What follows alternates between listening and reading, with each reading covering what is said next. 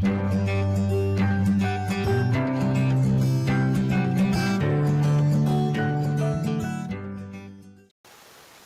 warahmatullahi wabarakatuh. Teman-teman, jangan bosan ya lihat muka saya. Nah, di sini kita akan melanjutkan tentang materi pengantar akuntansi 1 bersama saya Ade Syarif Hidayatullah. Buat teman-teman yang baru melihat video ini, teman-teman lihat dulu video sebelumnya agar tidak ketinggalan penjelasan-penjelasan sebelumnya, sehingga teman-teman bisa mengerti. Nah, kita sekarang akan membahas tentang siklus akuntansi tahap pengikhtisaran. Nah, untuk pembahasannya di sini ada 6 hal. Yang pertama, membuat jurnal penyesuaian, mengisi neraca lajur, membuat laporan keuangan, membuat jurnal penutup, membuat neraca saldo setelah penutup, dan membuat jurnal balik. Langsung saja ke poin pertama, yakni membuat jurnal penyesuaian.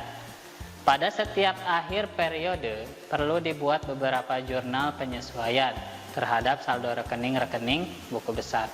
Kenapa? Karena digunakannya dasar waktu atau accrual basis dalam akuntansi dan juga diperlukan untuk dapat memisahkan rekening-rekening neraca dan laba rugi. Pemisahan seperti itu diperlukan karena ada beberapa rekening yang saldonya masih bersifat campuran, yaitu sebagian merupakan pos neraca dan sebagian merupakan pos laba rugi. Di samping itu, adanya beberapa transaksi yang belum dicatat selama periode tahun buku yang bersangkutan. Oleh karena itu, pada akhir periode dibuat jurnal penyesuaian terhadap transaksi-transaksi tersebut.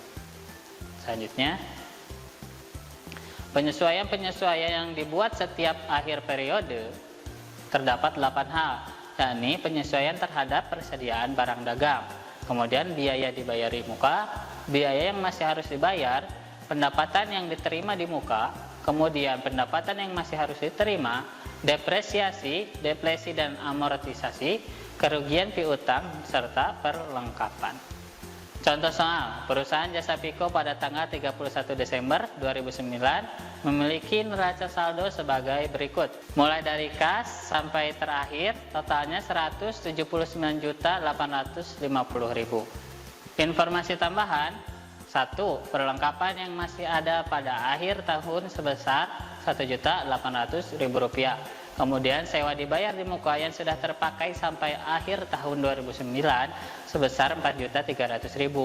3. Seorang pelanggan telah membayar sebesar Rp3.500.000 untuk jasa yang dipesan. Sampai dengan akhir tahun 2009, jasa senilai Rp1.450.000 telah diserahkan kepada pelanggan tersebut. Yang keempat, biaya depresiasi peralatan tahun tersebut sebesar Rp950.000. Berikutnya, yang kelima, gaji bulan Desember yang belum dibayar sebesar Rp1.750.000. Diminta buatlah jurnal penyesuaian. Yang kedua, buatlah neraca lajur, laporan keuangan, jurnal penutup, neraca setelah penutupan, dan jurnal balik. Nah, untuk jawaban soal dari soal tadi bisa dilihat di gambar. Jurnal penyesuaian Rp4.430.000 dikurangi Rp1.800.000, hasilnya Rp2.630.000. Ini adalah saldo akhir dari perlengkapan. Sehingga jurnal penyesuaiannya adalah biaya perlengkapan Rp2.630.000, perlengkapan Rp2.630.000. Biaya sewa Rp4.300.000, sewa dibayar di muka Rp4.300.000. Kemudian ada pendapatan jasa diterima di muka sebesar Rp1.450.000, kemudian pendapatan jasa Rp1.450.000. Biaya depresiasi peralatan Rp950.000 dan akumulasi depresiasi peralatan sebesar Rp950.000. Biaya gaji karyawan Rp1.750.000 dan utang gaji sebesar Rp1.750.000. Berikutnya, neraca lajur. Neraca lajur adalah suatu kertas berkolom-kolom atau berlajur-lajur yang dirancang untuk menghimpun semua data akuntansi yang dibutuhkan pada saat perusahaan akan menyusun laporan keuangan dengan cara yang sistematis. Nah, kita lihat di gambar, ini adalah contoh dari neraca lajur. Di sini terdapat kolom-kolom yang terdiri dari keterangan, neraca saldo, penyesuaian, neraca saldo setelah disesuaikan, laba rugi, kemudian neraca. Contoh, kas, neraca saldo 5.670. Tidak ada penyesuaian terhadap kas. Neraca saldo setelah disesuaikannya tetap 5.670. Sehingga di neraca pun 5.670.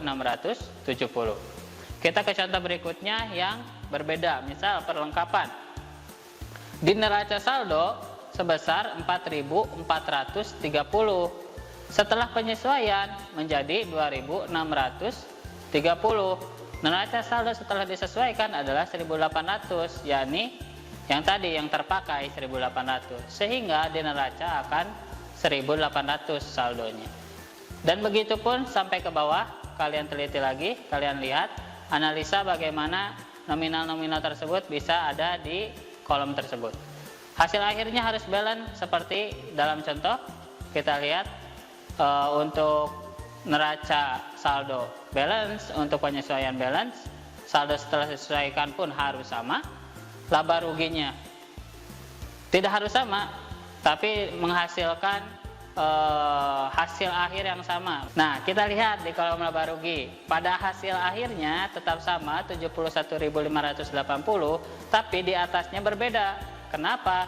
Karena angka 9.800 didapat dari selisih 71.580 dikurangi 61.780, sehingga hasilnya 9.800. Tapi hasil akhirnya tetap harus balance.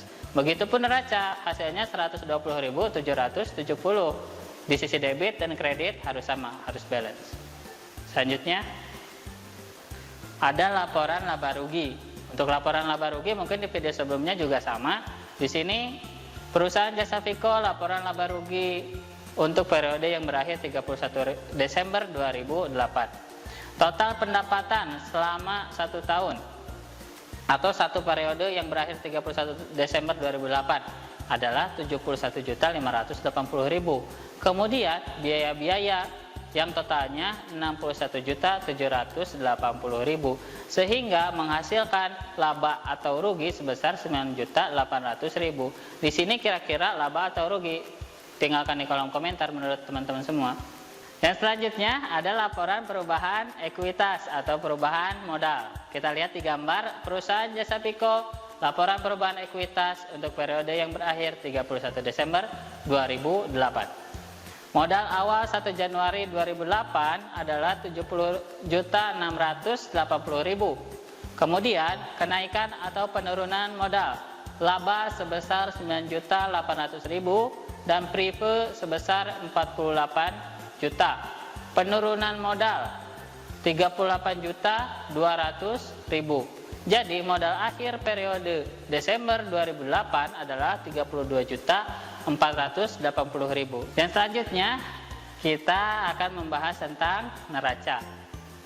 Bisa dilihat di gambar perusahaan Jasa Viko neraca per 31 Desember 2009. Aktiva terdiri dari aktiva lancar dan aktiva tetap di sebelah kiri, dan ada pasiva terdiri dari utang dan modal.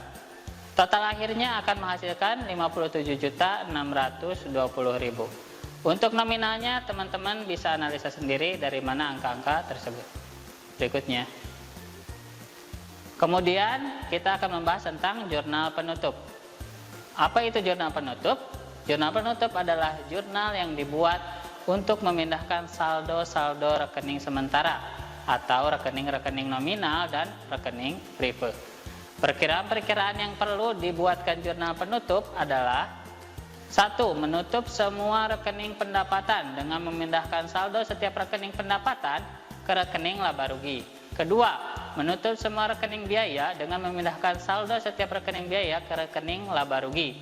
Kemudian ketiga, menutup laba rugi dengan memindahkan saldo rekening tersebut ke rekening modal. Keempat, menutup rekening prive jika ada. Jadi tidak setiap perusahaan ada privenya. Mungkin ada sebagian perusahaan yang pemiliknya mengambil uang perusahaan untuk keperluan pribadi, tapi ada juga yang tidak. Gitu. Jadi menutup rekening prive jika ada dengan memindahkan saldo rekening tersebut kepada rekening modal. Berikut adalah contoh jurnal penutup. Yang pertama adalah menutup semua rekening pendapatan dengan memindahkan saldo setiap rekening pendapatan ke rekening laba rugi. Contohnya, misal pendapatan senilai X, kemudian ada ikhtisar laba rugi senilai X. Yang kedua, menutup semua rekening biaya dengan memindahkan saldo setiap rekening biaya ke rekening laba rugi. Contohnya, ikhtisar laba rugi senilai X, kemudian biaya senilai X. Nilainya sama, tetap sama, hanya akunnya dipindahkan ke rekening laba rugi. Yang ketiga, menutup rekening laba rugi dengan memindahkan saldo rekening tersebut ke rekening modal. Jika perusahaannya mendapatkan laba, maka jurnal penutupnya adalah sebagai berikut. Ikhtisar laba rugi senilai X, kemudian modal senilai X. Kenapa bentuknya seperti ini? Kita lihat, ikhtisar laba rugi bertambah di debit, modal bertambah di kredit.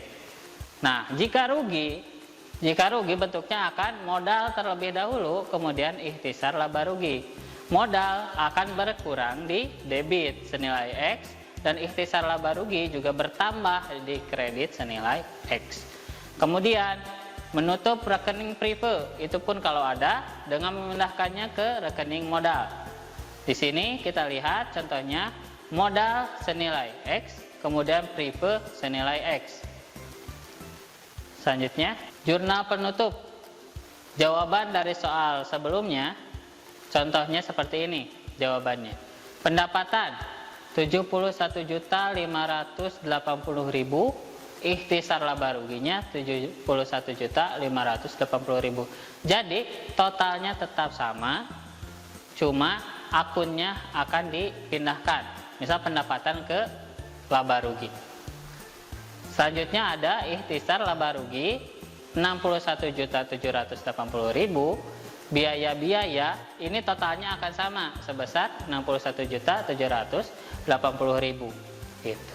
Kemudian untuk selanjutnya adalah ikhtisar laba rugi. Selanjutnya kita lihat bahwa rekening laba rugi akan dipindahkan ke rekening modal. Di sini ikhtisar laba rugi sebesar 9.800.000, kemudian modal sebesar 9.800.000. Kalian bisa artikan bahwa perusahaan ini mengalami laba ataupun keuntungan, bukan kerugian. Karena apa? Karena ikhtisar laba rugi bertambah di debit dan modal pun bertambah di kredit. Kemudian ada prive. Prive ini harus dipindahkan ke rekening modal. Kita lihat di sini modal 48 juta, prive 48 juta. Kenapa? Modal berkurang 48 juta di debit. Prive dia akan kurang atau bertambah 48 juta di kredit. Selanjutnya neraca saldo setelah penutupan. Neraca saldo setelah penutupan adalah suatu daftar yang berisi saldo-saldo rekening buku besar setelah perusahaan melakukan penutupan buku. Neraca saldo setelah penutupan bisa dilihat di contoh perusahaan Jasa Viko. Neraca saldo setelah penutupan per 31 Desember 2008. Kas di debit sebesar 5.670.000, piutang usaha 37.100.000, perlengkapan 1.800.000 dan sampai ke bawah totalnya 72.770.000. Begitupun di sisi kredit ada akumulasi depresiasi peralatan, utang usaha, pendapatan jasa diterima di muka dan lain-lain yang totalnya sama sebesar 72.770.000. Ingat, aktiva sama dengan pasiva. Debit dan kredit harus balance. Selanjutnya ada jurnal balik. Jurnal balik adalah jurnal yang dibuat pada awal suatu periode akuntansi untuk membalik jurnal penyesuaian tertentu yang dibuat periode sebelumnya. Jurnal ini sebetulnya bukan merupakan suatu keharusan. Ia dibuat agar pencatatan dalam periode berikutnya dapat dilakukan dengan lebih mudah. Intinya, jurnal balik ini bukan suatu keharusan. Dia tidak mesti dibuat. Tapi jika kamu seorang akuntan ataupun kamu sedang mengerjakan laporan akuntansi atau laporan keuangan, jurnal balik ini sangat bermanfaat atau sangat berguna bagi kita untuk membuat laporan keuangan pada periode berikutnya. Karena kita punya acuan ataupun tolak ukur ataupun referensi dari laporan keuangan sebelumnya. Selanjutnya, pada dasarnya ada 4 macam jurnal penyesuaian yang memerlukan jurnal balik. Pada dasarnya ada 4 gitu. Jadi kalau misalnya lebih dari 4 itu tergantung pada perusahaannya, atau lebih dari 4 atau kurang dari 4 itu juga tergantung perusahaannya, atau tidak membuat itu juga tergantung perusahaannya. Nah, tapi pada dasarnya ada 4 macam jurnal penyesuaian yang memerlukan jurnal balik. Yang pertama, biaya dibayar di muka atau prepaid expense. Apabila biaya tersebut mula-mula dicatat pada perkiraan biaya, bukan perkiraan aktiva, sehingga diperlukan jurnal balik. Kedua, biaya yang masih harus dibayar, accrued expense. Ketiga, pendapatan diterima di muka apabila pendapatan tersebut mula-mula dicatat sebagai pendapatan. Kemudian yang keempat, pendapatan yang masih harus diterima atau accrued revenue. Jadi keempat dasar itu harus ada jurnal baliknya pada dasarnya, tapi kalaupun tidak dibuat tidak apa-apa. Nah, untuk selanjutnya tidak ada lagi materinya. Jadi cukup sekian untuk penjelasan tentang materi pengantar akuntansi 1 dari saya. Terima kasih karena sudah menyimak video ini dari video awal sampai video akhir ini. Mohon maaf apabila banyak kesalahan. Jika ada penjelasan saya yang keliru, mohon tinggalkan di komen sebagai bahan untuk saya memperbaiki presentasi di video berikutnya. Terima kasih. Assalamualaikum warahmatullahi wabarakatuh. Kunjungi sosial media lainnya seperti website kami di pkbmalkata.com, Facebook PKB Malkata Mananjaya, Instagram PKB Malkata _official. Dan terima kasih telah klik video ini. Jangan lupa like, comment, share, and subscribe untuk menunjukkan dukungan kamu terhadap channel ini. Enjoy the video PKB Malkata.